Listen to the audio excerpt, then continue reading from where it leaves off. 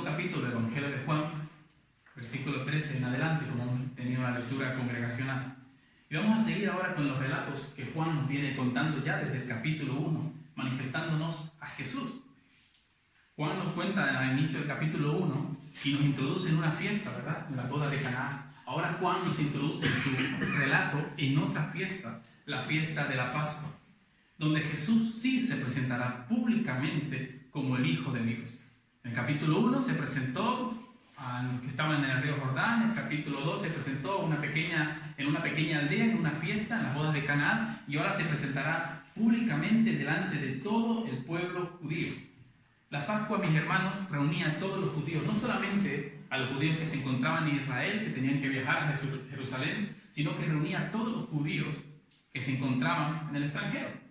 Esta era una época muy especial para ellos, pues viajaban hacia Jerusalén para celebrar la Pascua.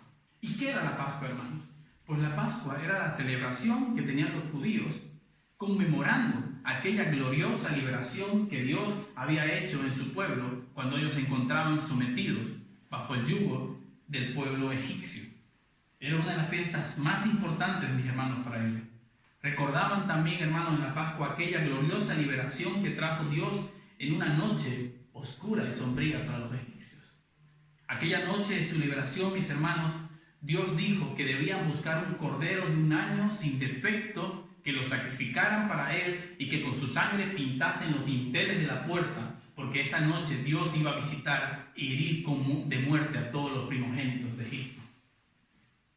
Y cuando él visitase esa tierra de Egipto y viese los dinteles pintados con la sangre de aquel cordero, sin defecto y puro, él iba a pasar de largo y no heriría de muerte aquella casa.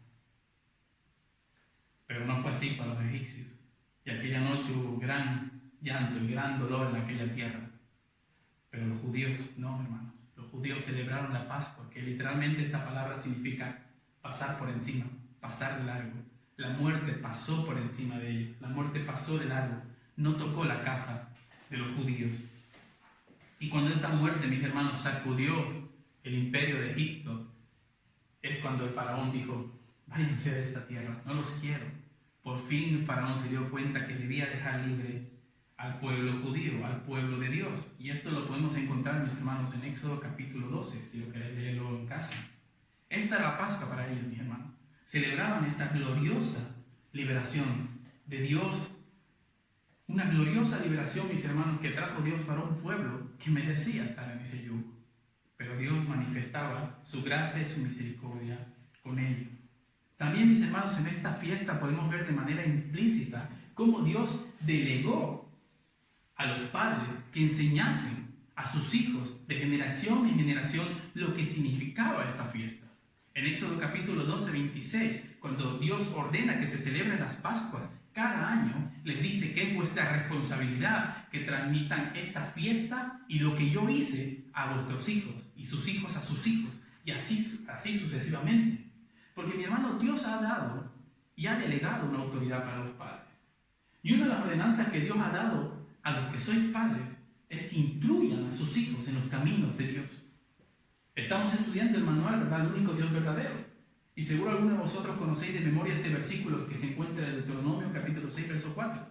Oye, Israel, Jehová nuestro Dios, Jehová uno es, ¿verdad? Pero ¿cuántos de vosotros sabéis lo que sigue en el 5, 6, 7, 8 y 9?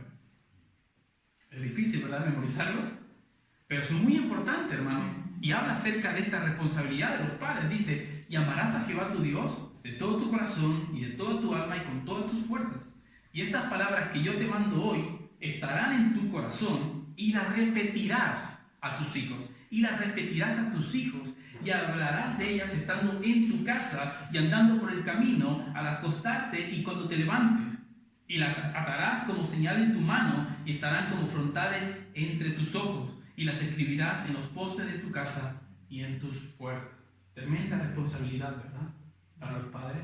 Y un mandato y una ordenanza de Dios. Debes instruir a tu hijo. Debes guiar a tu hijo en los caminos que yo te mando que tú andes. Y hermanos, yo no quería desaprovechar esta oportunidad al contemplar la fiesta de los judíos y al estudiar acerca de esta fiesta, poder llamar la atención a los que sois padres. y poder exhortarlos a que sigan instruyendo a sus hijos en el camino de la verdad.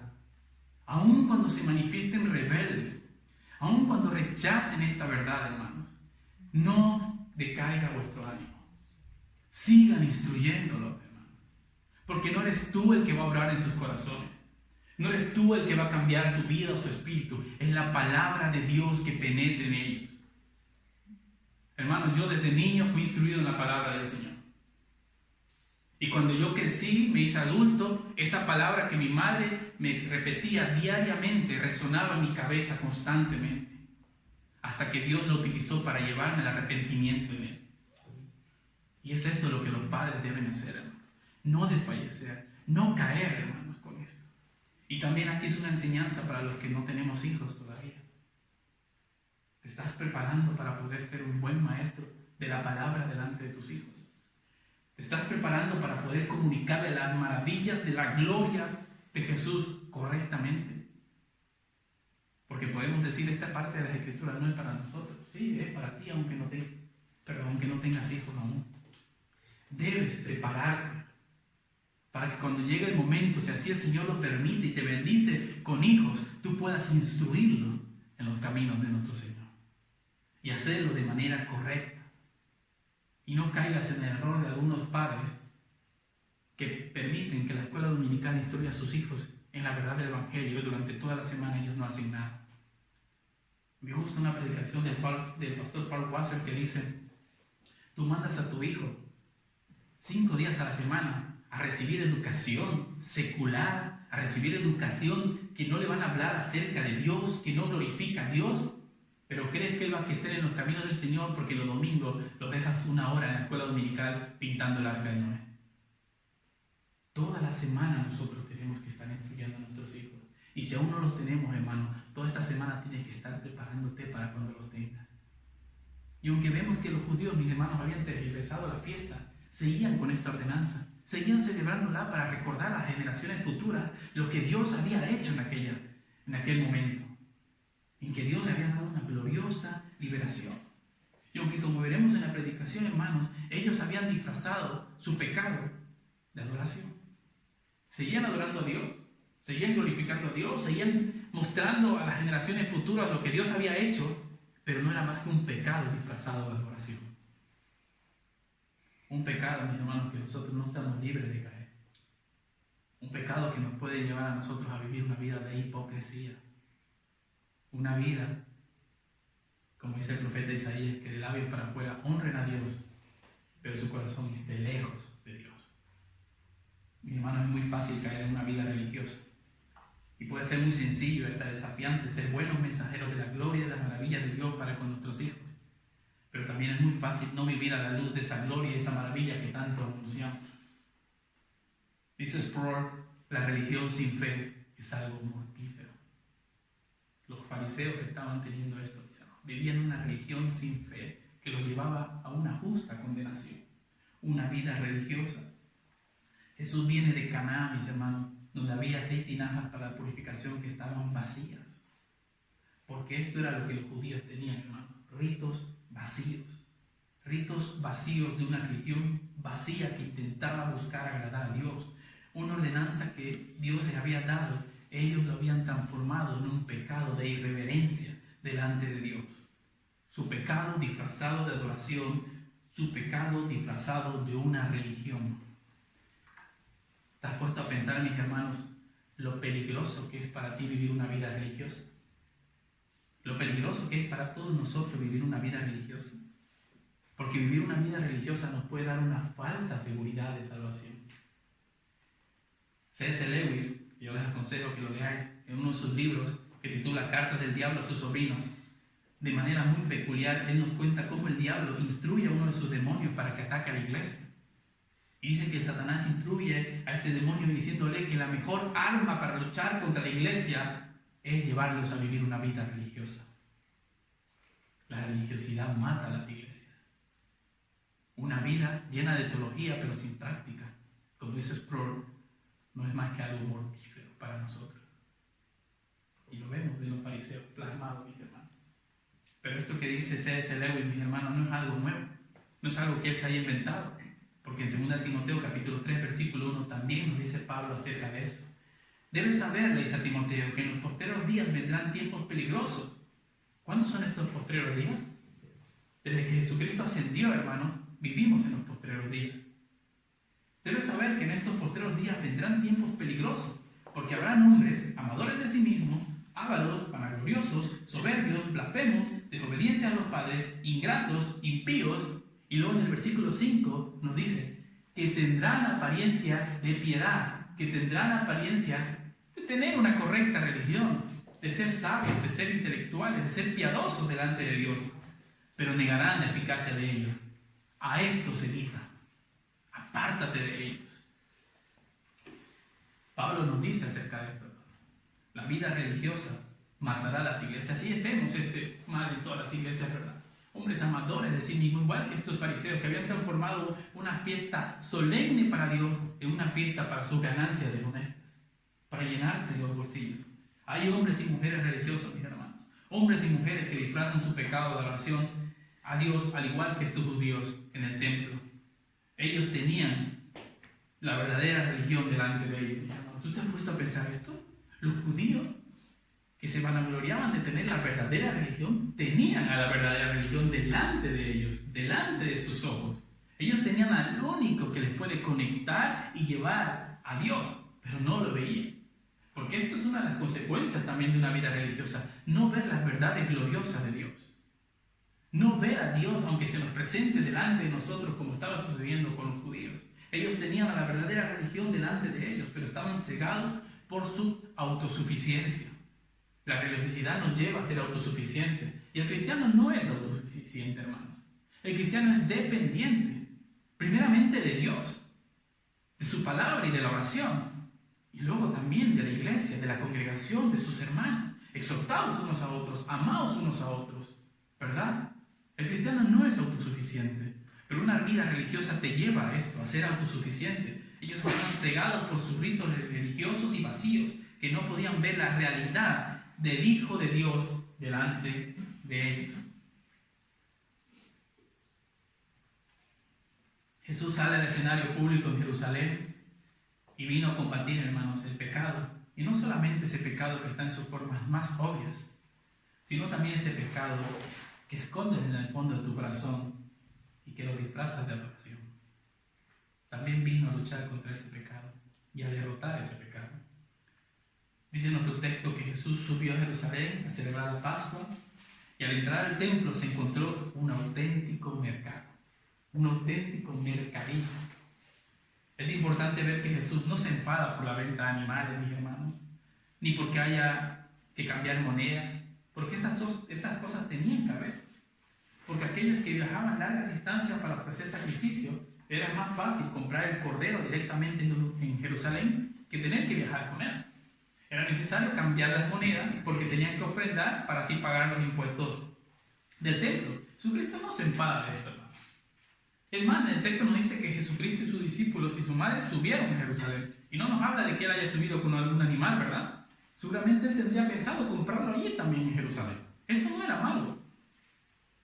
Pero estas cosas, mis hermanos, no tenían por qué tener lugar dentro del templo, sino que tenían que haber sido fuera. Porque el templo es la casa de Dios, el lugar designado para adorar a Dios. Aquel lugar estaba atestado de vendedores, cambistas, animales y ruido por todos los lugares, con el único objetivo de buscar la gratificación humana, llenarse los bolsillos y ya está. Jesucristo se enfada, hermanos, porque habían hecho de la casa de Dios una casa de mercado, una casa donde buscaban solamente llenarse los bolsillos.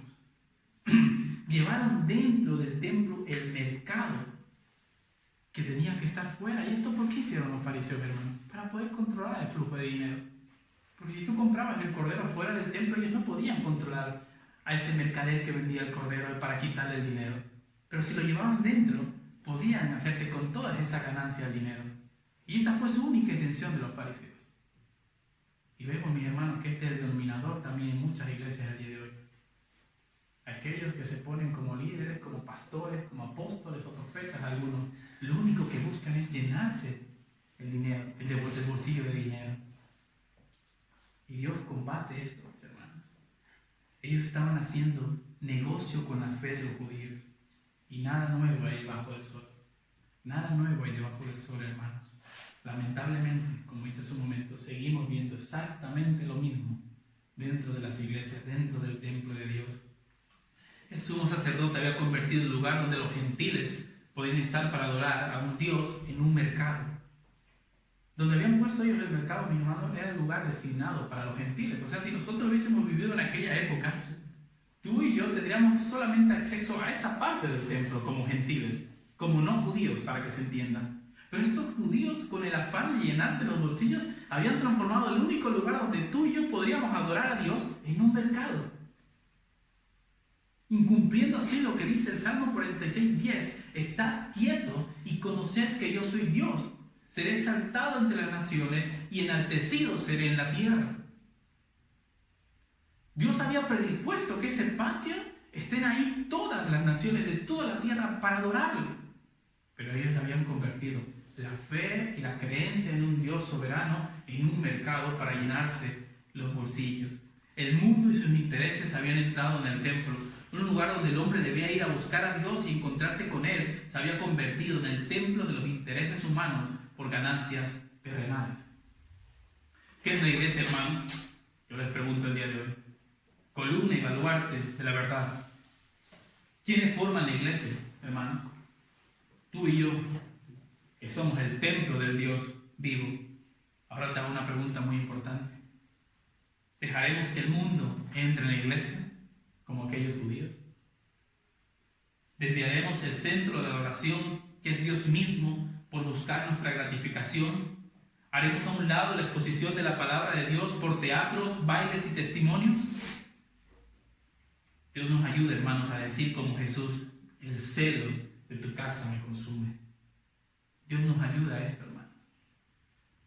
¿Cuántos hoy han convertido a la iglesia, que tendría que ser columna y baluarte de la verdad, en un mercado? ¿A cuántas de estas iglesias estaría Jesús y haría un azote de cuerdas y tiraría sus mesas de pactos, sus mesas de primicias, sus mesas de teatro, de danzas y de campamento de liberación? Prácticas que hacen mucho ruido, al igual que aquel mercado, pero mucho ruido, y hasta huelen a religión, pero no cambian vidas, no transforman vidas, no llenan los corazones, porque están centradas en el hombre y no en Dios. Mis hermanos, cuando nos reunimos en la iglesia debemos tener máxima reverencia hacia nuestro Dios. Venimos a buscarle y adorarle. Venimos a estar quietos y escuchar su palabra. Venimos a que nuestra alma sea alimentada por los pastos frescos de su palabra y no a que nuestras emociones sean movidas por música o juego de luces. Venimos a celebrar la verdadera Pascua. Venimos a celebrar la liberación que Jesús consiguió en la cruz del yugo del pecado que nos dominaba. Venimos a clamar por misericordia para que la gracia y el amor de Jesús estén en nuestros corazones y estos sean transformados para poder ofrecer una verdadera adoración a Dios. Porque no se trata, mi hermano, de solamente hacer lo correcto. Y decía San Máster hace 2 semanas, en las clases que pasamos en Barcelona, que podemos crear una iglesia modelo, una iglesia auténtica puritana del siglo XVII, decía él, pero no tener una relación correcta con Jesús. Podemos, mis hermanos, nosotros también disfrazar nuestro pecado de adoración de una correcta religión. Podemos tener también una correcta teología que haga mucho ruido, pero también una vida vacía, donde Jesús también entre en esta iglesia, haga un azote de cuerdas y tire todas las mesas de sana doctrina que tanto presumimos. Una correcta teología, una sana doctrina con una vida vacía es igual de repugnante que aquella que Jesucristo condenó. Debemos buscar un encuentro personal con Jesús que cambie nuestros corazones y que nos lleve a ofrecer una correcta adoración hacia Él. Yo te hago unas preguntas el día de hoy. ¿A qué acudes al templo? ¿A qué acudes a la iglesia? ¿A adorar a Dios? ¿A rendirte delante de Él? ¿A saciar tu alma en su palabra? ¿O simplemente vienes a tranquilizar tu conciencia? ¿Vives practicando un rito vacío? ¿O vives la verdadera realidad de tener una relación con el Hijo de Dios? ¿A qué vienes a la iglesia? ¿A qué vienes al templo de Dios?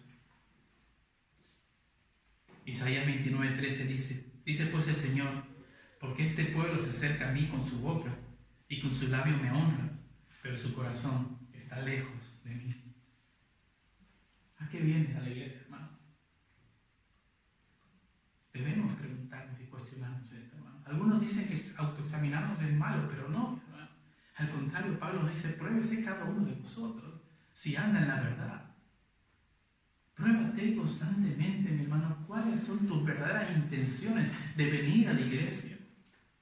Acallar tu conciencia, hacer ritos que te hagan sentirte bueno y aceptado delante de Dios, o realmente vienes a encontrarte con el Dios de su palabra, con el Dios que cambia vidas, con el Dios que transforma corazones, con el Dios que te lleva a tener una correcta adoración.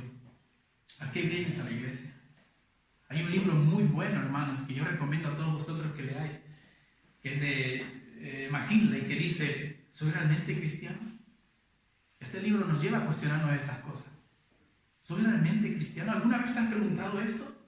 ¿Tú que llevas en la fe tantos años o poco tiempo? ¿Soy realmente cristiano? ¿Realmente tengo la intención correcta de acercarme a Dios? ¿O busco los panes y los peces? ¿O busco acallar mi conciencia? Nosotros nos acercamos a Dios, hermanos, no por lo que Él nos vaya a dar, sino por lo que Él ya nos dio y fue a su Hijo. Y eso es más que suficiente. Eso es más que necesario para nuestra vida. Y es lo único que nos va a llevar a tener una correcta adoración delante de Él. A no hacer de la iglesia una casa de mercado, sino un lugar donde la adoremos genuinamente, en espíritu y en verdad. Siguiendo con el texto, nos dice que Jesús entra en la cena y perturba la paz, entre comillas, que ellos tenían. Ninguno de los que estaban en esa fiesta, mis hermanos, aparentemente se cuestionaba la manera en que se estaba llevando a cabo estas fiestas. Lo tenían como algo normal, pero no era más que una casa de mercado. Hermano, Dios demanda de su pueblo que juzguen constantemente, con justo juicio, las enseñanzas de los pastores y de todos aquellos que dicen predicar la palabra de Dios. Tú no serías más que un irresponsable si el día de hoy te quedas con lo que yo digo y no juzgas delante de la palabra del Señor si lo que yo he dicho es verdad o es mentira. Dios demanda eso de su pueblo. Dice en la primera carta de Juan, probad los espíritus, si son de Dios o no son de Dios, porque muchos falsos maestros han salido por el mundo. Estos celebraban una fiesta y aparentemente no cuestionaban si estas prácticas eran verdaderas o no, simplemente las afectaban. Debemos, mis hermanos, quitarnos de la cabeza esa idea mentirosa que el mundo nos introduce a nosotros de que no debemos juzgar, cada uno vive su vida como le dé la gana. No, hermanos. Nosotros tenemos un discernimiento dado por Dios. Dios nos ha dado sabiduría y nos ha dado su palabra para poder juzgar las cosas delante de Él. Y si nosotros juzgamos, mis hermanos, las enseñanzas con nuestras emociones, con lo que creemos que debe ser, estamos haciendo un juicio falso y erróneo. Cuando Jesucristo nos dice juzgar con justo juicio, es que tú cojas la palabra y juzgues las enseñanzas con Biblia en mano. Y eso Dios demanda de ti. Y los fariseos lo hacen. Aún por muy religiosos que son, los fariseos hacen eso en el texto que veremos ahora. Dios demanda esto de nosotros, mis hermanos. Y si tú no juzgas las enseñanzas, puede ser que no te importe lo que se dice en los púlpitos. Y puede ser que se te haga más fácil oír y aceptar lo que se predica antes de tomarte la labor de leer la Biblia. Pablo se acerca a los hermanos de Berea, ¿no? Y les predica el Evangelio, el glorioso Evangelio del Señor Jesucristo. ¿Y qué hacen los de Berea, hermano? Tranquilo, Pablo. Al apóstol Pablo, ¿tú te imaginas decirle esto al apóstol Pablo? O tal vez a un Sproul, o tal vez a un Luis Bercot que nos acerque a predicar el Evangelio y nosotros le digamos, tranquilo, voy a revisar lo que la Biblia dice para creer. Y eso hicieron los de Berea. ¿Y qué le llaman las escrituras a estos hermanos de Berea? Nobles, gente sensata, gente sabia, gente digna de imitar. Pero hoy en algunas iglesias el juzgar las enseñanzas de los pastores es sinónimo de falta de fe, es sinónimo de pecado, es sinónimo de que Satanás te está tentando. cuando las Escrituras nos mandan a hacer esto. Y mira, los judíos te dan un ejemplo de esto. Aún con su falsa religión, ellos te dan un ejemplo de esto. Ellos le dicen en el verso 18, ¿qué señal nos muestras, ya que haces esto? Los fariseos se dieron cuenta, hermanos, que no estaban tratando con un loco. Ellos se dieron cuenta que no estaban tratando con un loco que estaba perturbando su paz, porque si hubiese sido así, ellos fácilmente hubiesen llamado a la guardia romana para que arresten a Jesús y se lo lleven de en medio de ellos. Sino que ellos se acercan a Jesucristo viendo que está haciendo las cosas de una manera correcta, con autoridad de parte de Dios. Y ellos a Jesucristo, aunque luego lo rechazan, o lo rechazan desde un principio, mejor dicho, lo ven como un maestro enviado de Dios. Y como veremos semanas más adelante, en el capítulo 3, el mismo Nicodemo, que pertenecía a ese grupo de Sanedrín, le dice a Jesucristo, sabemos que vienes de Dios como maestro. Ellos ven que Jesucristo no es un loco.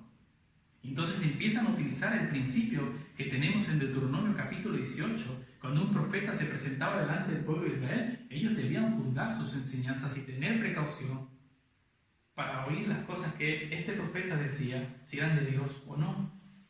Pero ellos se acercan a juzgar las enseñanzas de Jesucristo con una actitud equivocada. Utilizaban un principio correcto que Dios nos ha dejado a nosotros. Y podéis leer Deuteronomio capítulo 18, ahí Jesucristo demanda esto de su pueblo, de que juzgue las enseñanzas. Pero ellos se acercan con una actitud incorrecta, equivocada, arrogante y exigente. Con un espíritu soberbio y con un corazón endurecido por una religión vacía sin Dios. Y esta reacción no nos extrañaría, mis hermanos, encontradas en el ateísmo, ¿verdad? No nos extrañaría encontrar esta reacción arrogante, soberbia, en el humanismo. Pero Jesús la encuentra en su propio pueblo, en el pueblo judío. Y en el capítulo 1 Juan ya nos dijo que a los suyos vino y los suyos no le recibieron, los suyos le rechazaron. Aquellos que debían haber recibido a Jesús con gozo, le reciben con soberbia y orgullo. Tanto es así, mis hermanos, cuando vivimos una vida religiosa que nos lleva a rebelarnos contra el mismo Dios que decimos que adoramos. Tanto es así, mis hermanos, que les llevó a estos judíos a rebelarse contra el Dios que ellos supuestamente estaban esperando durante muchísimos años, durante muchos siglos. Se rebelaron contra este Dios para utilizar el templo donde Dios debiera ser adorado como un lugar para satisfacerse a ellos mismos. Ellos se acercaron a Jesús con una falsa humildad y con una idea equivocada, arrogante, y le exigieron que dé muestras acerca de por qué hacía esto.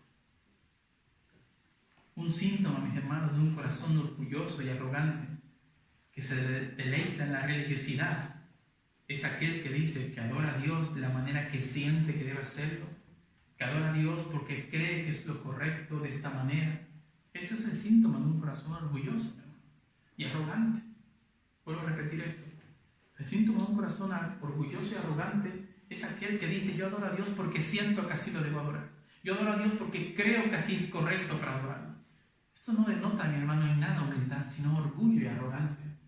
Pero un corazón humilde y doblegado a la palabra de Dios y a la soberanía de Dios, no dice yo adoro a Dios como siento, yo adoro a Dios como creo, sino que dice yo adoro a Dios como está escrito en su palabra. Y se sujeta a su palabra y la adora como debe ser adorado Dios. Hoy vivimos en una generación de cristianos sentimentales, ¿verdad? Sensuales. Lo que se siente es lo correcto. Lo que se supone o cree es lo correcto, en vez de decir lo que está escrito es lo correcto. Dios no nos ha mandado a nosotros, hermanos, a preguntarnos en las situaciones que vivimos en nuestra vida, ¿qué haría Jesús? No, Dios nos manda a decirnos cómo está escrito, qué es lo que ha hecho Jesús. Puede sonar muy religioso, ¿no? Y muy admirable decir, bueno, ¿qué haría Jesús en este lugar? No, ¿qué dejó escrito Jesús que yo haga en este lugar? Eso es un corazón humilde, hermanos, que se doblega ante la autoridad de la palabra, ante la autoridad de Dios, ante la autoridad de lo que Dios ha dejado escrito para nosotros. Hermanos, cuando venimos aquí a la iglesia, no venimos a hacer lo que nosotros sentimos o creemos que se debe hacer. Venimos a hacer lo que Dios ha dejado escrito que debemos hacer. Yo no puedo entender cómo hoy en día, hermanos, me imagino que ignorando el Antiguo Testamento, por supuesto, piensan que hoy debemos adorar a Dios como nos salga de las narices, si se permite esta expresión, como nos dé la gana. ¿Tú has leído cómo Dios le dice a su pueblo que debe adorarle en el Antiguo Testamento. ¿Tú has visto lo especial que Dios da, hermanos, en esa ley de cómo debe ser adorado? ¿Qué nos hace pensar que hoy ya no está vigente adorar al Señor como Él demanda que debe ser adorado? El Señor demanda, hermanos, que le adoremos con salmos, con himnos y cantos espirituales. Por eso decía en la introducción de la predicación, debemos cantar la Biblia, debemos cantar el Evangelio, debemos cantar la gloria de Dios. No debemos cantar lo que a nosotros nos gusta, lo que nosotros creamos que debemos cantarle a Dios. Las mayores herejías que yo oigo por las redes sociales, hermanos, están transformadas en canciones para hacer más deliciosa la entrada en la iglesia. Qué irresponsables seríamos nosotros si no examináramos las letras que cantamos. No, es que tiene un buen ritmo y es muy popular. Qué irresponsable. Dios demanda cómo se le debe adorar ahora en el Nuevo Testamento también, en el Nuevo Pacto. No tenemos libertad. No tenemos libertad para quitar el púlpito y poner aquí 5 bailadores. No tenemos libertad, hermano, para estas cosas. La iglesia es un lugar donde venimos con reverencia, con temor y con temblor, porque se abrirá la palabra de Dios. No tenemos esta libertad.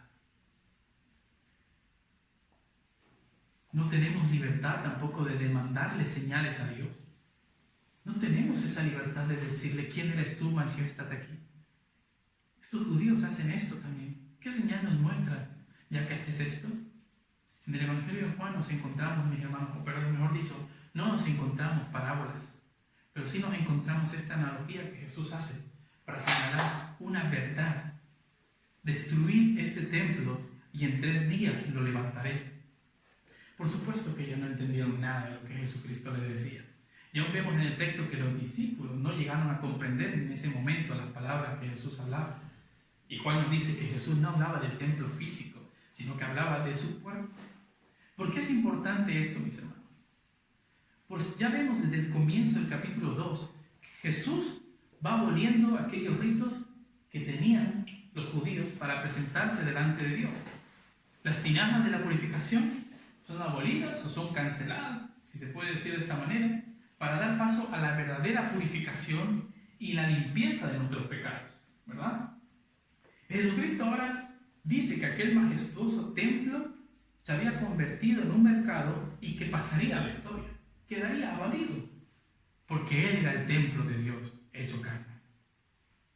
Porque ahora nosotros ya no íbamos a un templo físico a adorar a Dios, sino que íbamos a un templo que es nuestro Señor Jesucristo, donde se encuentra la presencia de Dios. Cuando Jesucristo les dice esto, mis hermanos, les está diciendo: este templo será abolido.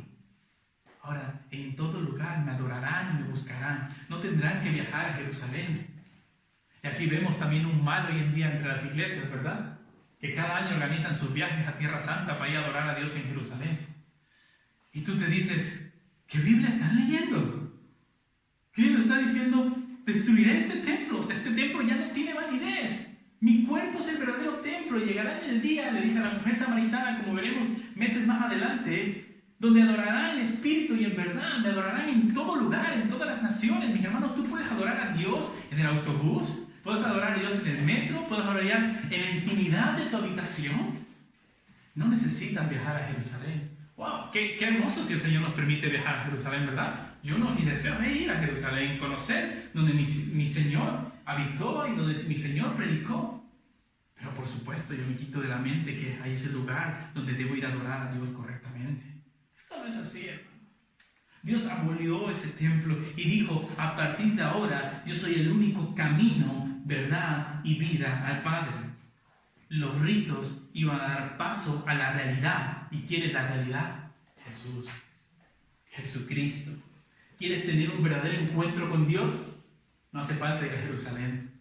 Solo debes buscarlo exclusivamente a través de su Hijo, a través de Jesucristo, a través del templo de Dios. De que Jesús hablara, mis hermanos, de su cuerpo como el templo, señala también que todas las cosas que se hacían en el templo apuntaban a Él. Ese cordero pascual, hermanos, que los judíos sacrificaron para pintar los dinteles de su puerta, ¿a quién apuntaba? A Cristo. Esos corderos que sacrificaban cada año en el templo, hermanos, por propiciación para sus pecados, ¿a quién apuntaban? A Cristo. Él es el cumplimiento de todas las ordenanzas del Antiguo Testamento. Él es el cumplimiento de todas las promesas hechas por Dios. Toda y cada una de las promesas que nosotros encontramos en las Escrituras están completas en Cristo. Consumado es. Todo está hecho. Todas las promesas, hermanos. Aún tu salvación, tu glorificación, tu redención ya está hecha en Cristo. Es segura, nadie lo va a mover, es inamovible. Aunque nuestros ojos ahora no lo veamos, ya está consumado, ya está hecho. Porque todo aquel que está en las manos de Jesús no será arrebatado por nadie. Todo está hecho, hermano. Todo apunta a Cristo. Este templo apuntaba también a Cristo, pero la religión que ellos tenían, vacía y sin Dios, no les dejaba ver esto. Hoy no necesitamos, hermanos, un templo hecho por manos de hombres. Aunque sería hermoso, como decía Alfonso, ¿no? Poder tener un templo o una iglesia o un local, mejor dicho, donde podamos disponer de él cuando querramos. Lamentablemente en este local no podemos disponer cuando nosotros querramos. Pero Dios no habita, hermanos, en templos hechos por manos de hombres. No necesitamos sacrificar tampoco un cordero como propiciación de nuestros pecados, porque Jesús hizo esto con su cuerpo y una vez y para siempre. Su sacrificio es más que suficiente para purificarnos de nuestros pecados. Celebraban la Pascua sacrificando un cordero, recordando así aquella vez que Dios lo liberó de la muerte. Y hoy delante de ellos, hermano, o ese día delante de ellos estaba la verdadera Pascua, el verdadero cordero inmolado de la eternidad, que libraría a todo aquel que se acerca a él de la muerte eterna. Ellos celebraban que un cordero, la sangre de un cordero los había liberado de la muerte física. Pero delante de ellos estaba el cordero inmolado desde la eternidad, que los libraría de la muerte eterna. Pero no lo veían. No lo veían. Y le demandan una señal. Si eres tú, danos una señal. Hermanos, ¿a cuántos de nosotros se nos ha dicho esto de manera arrogante? ¿Algún compañero de trabajo, algún hermano? Si Jesús es Dios, que vaya aquí y haga alguna señal. ¿A cuántos de nosotros se nos han dicho esto, mis hermanos? Pero la señal más grande, gloriosa y poderosa ya se llevó a cabo en aquella cruz del Calvario. Y ellos no creen en esto. ¿Qué otra señal podría hacer Jesucristo para que ellos crean en Él si la señal más gloriosa, que el universo entero se paralizó, los ángeles se maravillaron acerca de esa cruz del Calvario y no creyeron? ¿Qué otra señal nosotros podemos traer, hermanos? Mateo capítulo 12, versículo 38 al 40, dice Jesucristo: entonces respondiendo algunos de los escribas y los fariseos diciendo: Maestro, deseamos ver de ti una señal. Él respondió y les dijo: generación mala y adúltera demanda señal, pero señal no le será dada, sino la señal del profeta Jonás. Porque como estuvo Jonás en el vientre del gran pez 3 días y 3 noches, así estará el Hijo del Hombre en el corazón de la tierra por 3 días y por 3 noches. Dios no le dio señal, hermano. Tú te has puesto a pensar, mis hermanos, leyendo la secuencia del Evangelio de Juan. En el capítulo 1 vemos el cielo abierto, el Espíritu Santo descendiendo sobre Jesucristo y una voz hablando poderosamente, portentosamente: ese es mi Hijo amado. Luego vemos a Jesucristo convirtiendo el agua en vino, mostrándonos la verdadera purificación y el gozo de la salvación que Él traería. Y ahora lo vemos a unos judíos pidiéndole señal, y Él no les quiere hacer señal. Él no les quiere mostrar nada, hermanos. Porque les vuelve a decir lo que he repetido hace un momento: no hay mayor señal que la que vosotros veréis a mí yendo hacia la cruz del Calvario. Vosotros demandáis una señal, y señal os será dada, pero no la que vosotros queráis, sino la que me veréis a mí caminando hacia la cruz del Calvario. Esa es la señal a la cual nosotros debemos apuntar a todo aquel que demanda señal acerca de si Jesucristo es el Hijo de Dios o no. Hermanos, si no creen esta maravillosa señal, no creerán a nada. Esta es la señal que Jesucristo le da a esos fariseos. Y como vemos, hermanos, en la Escritura, solo uno de esos fariseos creyó en él, ¿verdad? Nicodemo. Y lo veremos, hermanos, más adelante. La vida religiosa es muy peligrosa, hermanos. Podemos tener al verdadero Jesucristo delante de nuestros ojos y no verlo. Porque estamos usándonos en nuestra autosuficiencia. Estamos gozándonos, como dice John MacArthur, en nuestro calvinismo de 10 puntos. Gozándonos, viviéndonos nuestro ombligo todos los días y no vemos a Cristo. Debemos huir, mis hermanos, de la religiosidad. Debemos acercarnos a Dios, hermanos, no demandándole señal, sino demandándole que nos dé un corazón que le ayude a buscarle, que le ayude a estar presto para adorarle. Nos acercamos a Dios exclusivamente a través de su Hijo, a través de Jesucristo. No a través de ningún rito, hermanos. No a través de ninguna iglesia. No a través de ningún hermano, ni de ninguna religión. Nos acercamos a Dios solo y exclusivamente a través de nuestro Señor y Salvador, nuestro Señor Jesucristo. A Él mirar. Así como Moisés levantó la serpiente en el desierto, dice Cristo en el capítulo 3. Así todo aquel que mire esa gloriosa señal de la cruz del Calvario será salvo. Esa es la señal que debemos mirar nosotros. Esa es la única señal. Y si anhelamos, mis hermanos, un verdadero cambio en nuestros corazones que nos lleve a una adoración hacia Dios, debemos tener los ojos puestos constantemente en aquella cruz de Cristo. Los milagros que Juan nos relata en su libro apuntan siempre a la obra redentora de Jesús. Debemos evitar caer en el error de presentar, mejor dicho, a Jesús como un milagrero, en vez de presentarlo como el Salvador del mundo. ¿Cuántos de nosotros, hermanos, oímos aquellas invitaciones? Ven por tu milagro. Noches de gloria, ven, Jesucristo te sanará. Presentando a Cristo como un milagrero. Cuando el mismo Evangelio de Juan escoge minuciosamente milagros específicos de nuestro Señor Jesucristo para apuntar a la obra redentora. Porque es eso lo que tenemos que hacer constantemente. Ven a la iglesia a oír acerca de la señal maravillosa de que Jesús murió en una cruz por ti y por mí. De que Jesús fue tan poderoso de poner su vida y fue tan poderoso para volverla a tomar por ti y por mí. Y si Señor decide sanarte, gloria a Dios.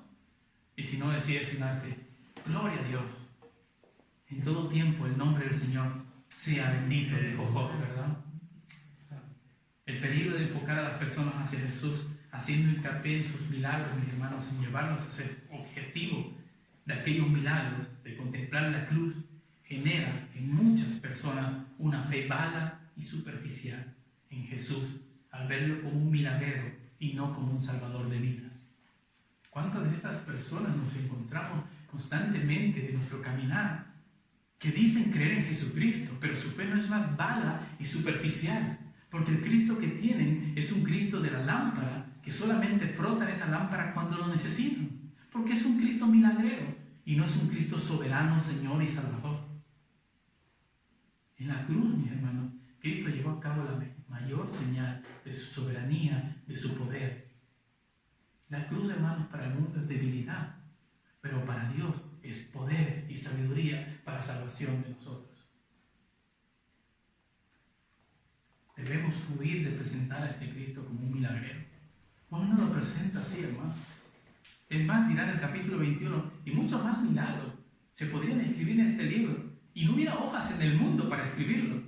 Pero solo se enmena en seleccionar 7 milagros para que tú veas la obra redentora de Él, porque eso es lo más importante. Eso es donde nosotros debemos mirar, hermano. Y todas las predicaciones y los sermones deben estar basados en la cruz de Cristo, en la gloria de Cristo, que nos ayude a vivir una vida práctica, que nos aleje, en este caso, por ejemplo, de vivir una vida religiosa, de vivir una vida disfrazando nuestro pecado de adoración hacia Dios. Contemplar la cruz de Cristo hará dejar que nosotros nos quitemos ese peso de pecado que nos asedia y corramos la carrera de la fe libremente bajo el yugo de Cristo. Miremos a la cruz constantemente, hermano. Y si el día de hoy tú no estás viviendo una vida como Cristo demanda que la vivas, si el día de hoy tú estás viviendo una vida de pecado disfrazada de adoración, el día de hoy, 2000 años después, aquella cruz, aquel Cristo sigue salvando, sigue regenerando los corazones, sigue llevando a los corazones a una verdadera y correcta adoración a su Padre. Si el día de hoy tu vida religiosa no es más que un mercado, el día de hoy Cristo sigue trayendo paz a los corazones, paz para con Dios. Solo Él puede darnos un corazón sincero que le adore en espíritu y en verdad. Solo Él puede limpiarnos de la hipocresía que nos hace disfrazar nuestro pecado de adoración. Solo Él puede llevarnos al Padre, porque Él es el único camino, verdad y vida. Amén. Vamos a orar. Señor, gracias por tu palabra. Gracias, Señor, porque entendemos que no es los argumentos que podamos dar, Señor, no es, Señor, la elocuencia que podamos tener a la hora de predicar, sino que tu palabra es más que suficiente para hacer todo lo que tú le encomiendes que hagan los corazones de mis hermanos, Señor. Yo te ruego, Señor, que tu palabra el día de hoy no caiga en saco roto, Padre, sino que lleve fruto de arrepentimiento en los corazones de mis hermanos y en los corazones de aquellos que no te conocen, Señor. Padre, yo te ruego, Dios mío, que nos ayudes a huir de la hipocresía, Señor. Que nos ayudes a huir de vivir una vida de pecado disfrazada de religión, de adoración hacia ti, Señor. Que nos ayudes a huir, Señor, de tener una cabeza llena de buena teología, de buena doctrina, pero una vida vacía de práctica, Señor. Ayúdanos, Señor, a anunciar correctamente las maravillas y la gloria de tu Evangelio, pero también ayúdanos a vivir a la luz de esas maravillas y esa gloriosa verdad de tu Evangelio. Padre, ayúdanos a honrarte no solamente con nuestros labios, sino también honrarte con un corazón sincero, un corazón entregado a ti. Padre, reconocemos nuestra maldad, reconocemos nuestra hipocresía, Señor, y solo podemos acercarnos a ti con temor y temblor a través de Cristo para clamar y decirte, límpianos. Límpianos, Señor, porque cada uno de los que estamos aquí hemos pecado contra ti. Ayúdanos, Señor, a que la fe que tú has depositado en nosotros sea viva y eficaz, Señor, que nos lleve a tener el fruto de tu Espíritu todos los días, Señor. Para que el mundo, Señor, para que la sociedad, para que nuestros compañeros de trabajo, de universidad, Señor, puedan ver la luz de tu Evangelio en nuestras vidas, Señor. Oh, Señor, ¿cuántas veces, Señor, tu Evangelio ha sido blasfemado por culpa de nuestro comportamiento? Perdónanos, Señor.